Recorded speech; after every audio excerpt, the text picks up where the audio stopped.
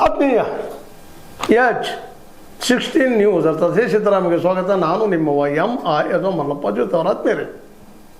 ಇವತ್ತಿನ ಭಾರತದ ಸ್ಥಿತಿ ಅನ್ಬೋದು ನಾವು ಬೇಕಾದಷ್ಟು ಡೆವಲಪ್ ಆಗಿದ್ವಿ. 5ನೇದ್ದು 4ನೇದ್ದು 3ನೇದ್ದು ಅಂತಾರಾಷ್ಟ್ರೀಯ ಮಟ್ಟದಲ್ಲಿ ನಾವು ಆರ್ಥಿಕ ಬದ್ಧರಾಗಿದ್ದೀವಿ ಅಂತೇಳಿ ಅದಾಗಿಲ್ಲ, ಟೊಳ್ಳಾಗಿದ್ದೀವಿ. ಉದ್ಯೋಗಗಳಿಲ್ಲ.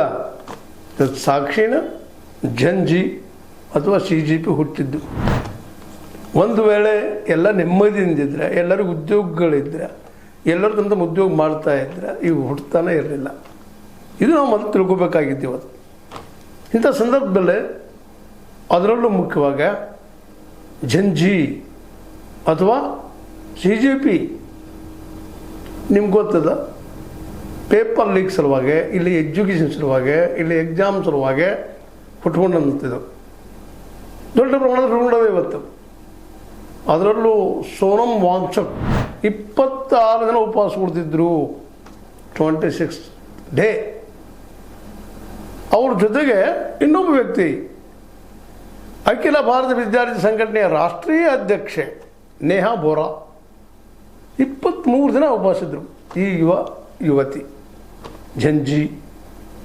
ಇವತ್ತು ಇನ್ನೊಂದು ಗಮನಿಸ್ಬೇಕಾಗಿದ್ದೇನಪ್ಪ ಅಂತಂದರೆ, ಈ ದೇಶಕ್ಕೆ ನಾವು ಏನೋ ತಿಳ್ಕೊಂಡು ಏನೋ ರಚನೆ ಮಾಡಿದ್ವಿ, ಅಂಥದ್ದು ವ್ಯವಸ್ಥೆ ತಂದುಬಿಟ್ವಿ. ಇಲ್ಲೇ ಕೇವಲ ಬುದ್ಧಿವಂತ 5-10% ಜನ ಅನುಕೂಲ ಆಗುವಂಥ ವ್ಯವಸ್ಥೆ ನಾವು ಮಾಡ್ಕೊಂಡಿವಿ. ಇವತ್ತು ಉಳಿದವ್ರಿಗೆ ಇಲ್ಲಿ ಏನೂ ಇಲ್ಲ.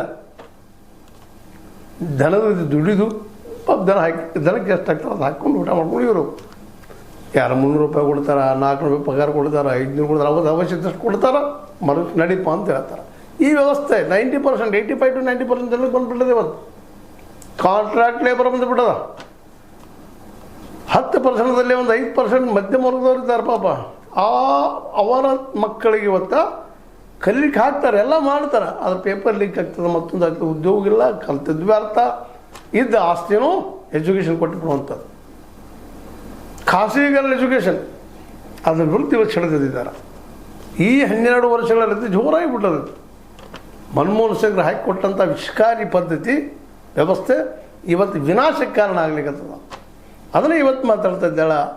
ಇತ್ತೀಚೆಗೆ ಬೆಂಗಳೂರಿಗೆ ಬಂದು ಮಾತನಾಡಿದ ನಮ್ಮ ನೇಹಾ ಬೋರಾ ಸ್ಪಷ್ಟವಾಗಿ ಇದ್ದಾರೆ, ತಿಳ್ಕೊಂಡಿದ್ದಾರೆ. ಇವತ್ತು ಗಾಂಧೀಜಿಯವರು ಹೌದಪ್ಪ ಇವತ್ತು ಭಾಳ ಅನಿವಾರ್ಯದಾರೆ ದೇಶಕ್ಕೆ ಅನ್ನುವಂಥ ಮಾತನ್ನು ಒಪ್ಕೊಳ್ತಾ ಇದ್ದಾರೆ.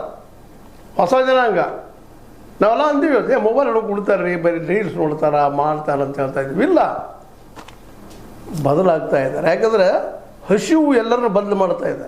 ನಾಳೆ ಉದ್ಯೋಗ ಇಲ್ಲ ಅನ್ನೋದು ನಮ್ಮನ್ನೆಲ್ಲ ಬದಲು ಮಾಡ್ತಾ ಇದೆ. ನಾವು ಹೋರಾಟ ಮಾಡಬೇಕು ಅನ್ನೋದು ಮಾಡ್ತಾ ಇದೆ.